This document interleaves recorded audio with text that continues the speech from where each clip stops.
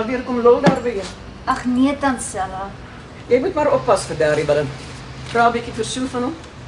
Wat weet Sue van Willem? Nee, vra haar maar laat sy jou vertel. Ag, O, jy weet ek wou nog sê. Die Roefie praat van 'n mansmens wat daar langs jou kom intrek. Hy dan glo vanoggend sy sleutels kom haal. wat 'n mansmens? Nee, hoe sal ek nou weet?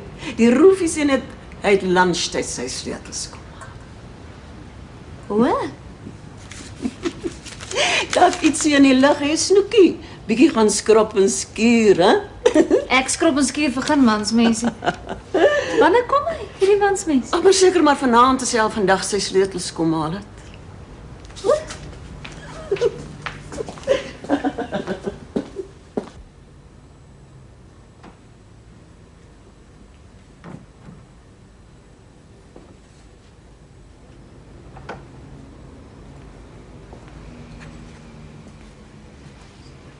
Roefie, Kan jy nie klop nie? Vir wat kan jy nie klop nie? dis my wasbak. Ek het jou al gister gesê van die wasbak. Jy moet vir wat kan jy nie klop nie? Ek gaan 'n notisie daarop sit, jy moet klop. Jy kan nie so Jy sal geen hoor as ek klop nie en jy kom nou saam met my. Ek kan nie hierdie nag deurgaan met 'n wasbak wat tot by die kraan te vol staan. Ag, jy wat op jy was staan 'n vet afgooi die drein in. Ek gooi nie meer vet af in die drein nie. Ek gee dit vir Simon as hy kom uitfees môrens. Nou dan is dit daai ellendige kat van jou.